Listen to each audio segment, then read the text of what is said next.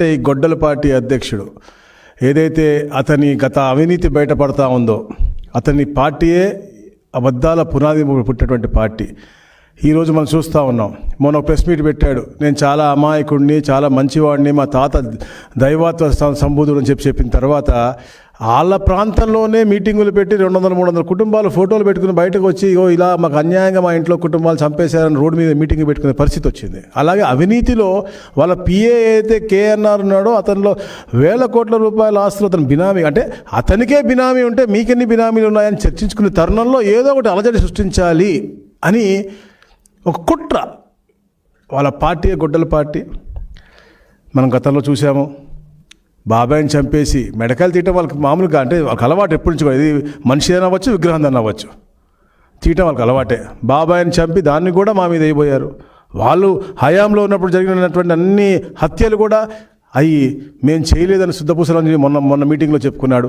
అంటే నేను చెప్తా ఉన్నాను, వాళ్ళకి ఒకటే కావాలా, ఈ రాష్ట్రం అభివృద్ధి చెందకూడదు, ఎప్పుడు అలజడి సృష్టించాలి, యువతకి ఉపాధి కలగకూడదు, నో జాబ్స్, నో ఇండస్ట్రీస్, వచ్చే వాళ్ళని కూడా తరిమి కొట్టేయాలని తప్ప రాబోయే తరాలు బాగుండాలని ఎప్పుడు ఆలోచన ఉండకూడదని చెప్పేసి కూడా వాళ్ళు ఆలోచన చేస్తూ ఉంటారు.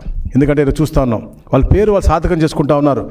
మొన్న మనం చూసే నంద్యాల జరిగిన సంఘటన, రాజశేఖర్ రెడ్డి గారి విగ్రహాన్ని వాళ్ళ అనుచరులతోనే విధ్వంసం చేసి తలకాయని తీసేసి దాన్ని ఏదో తెలుగుదేశం పార్టీ నాయకులు చేశారని చిత్రీకరించబోయి దొరికిపోయినటువంటి పరిస్థితి. వాళ్ళ సొంత మనిషి, వాళ్ళ మాజీ ఎమ్మెల్యే యొక్క సొంత మనిషి జంబులయ్య. మనం చూస్తూ ఉన్నాం ఎలా తీశాడో, మీరు చూడండి ఒకసారి వీడియో.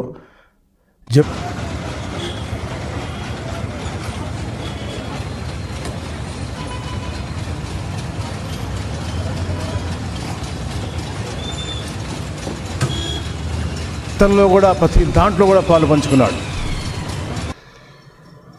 అలా శ్రీమతి కూడా అక్కడ మెప్మాలో సిఆర్పిగా పనిచేస్తూ ఉన్నారు. అది కూడా ఇచ్చింది ఎవరు అంటే గత ఎమ్మెల్యే చంద్రశేఖర్ రెడ్డి. ఆవిడ 2019 నుంచి మెప్మాలో పనిచేస్తూ ఉన్నారు. ఇలాంటి వారు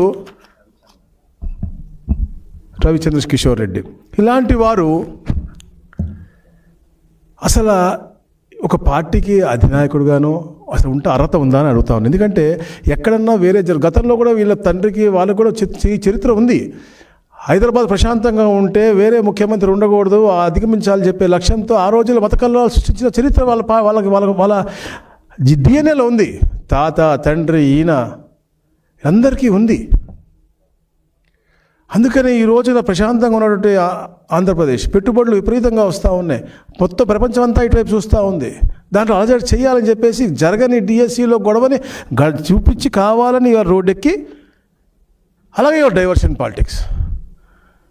జంబులయ్య అసలు మీరు క్లియర్ కట్ కనపడుతుంది అక్కడ మనకి. జంబులయ్య అనే మనిషి ఇలా చేశాడు. దాని తర్వాత ఏం చేశారు వీళ్ళు, వాళ్ళ మనుషులనే జెండాలు ఇచ్చి పంపించి నిరసనలు, అల్లరి సృష్టించమని మా నాన్నగారి విగ్రహాన్ని విధ్వంసం చేశారు. ఎందుకంటే వీళ్ళకి ఒక సీక్వెన్స్ ఉంటుంది ఈ పార్టీ నాయకుడికి. శవము, సింపతి, స్టాచ్యూ. తండ్రి గారు శవం పెట్టాడు, దాని ద్వారా సింపతి పొందుదామో ముఖ్యమంత్రి అవుదామని చూశాడు, అది కుదరలేదు.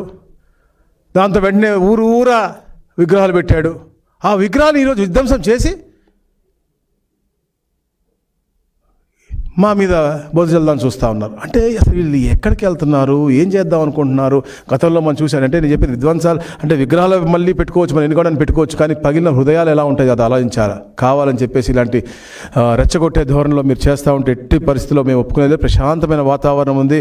ఇలాంటి అనవసరమైన వదంతులు ఎట్టి బస్సు చెబితే మాత్రం ఎట్టి బస్సు మేము ఊరుకునేది లేదు అని చెప్తా ఉన్నాం. ఎందుకంటే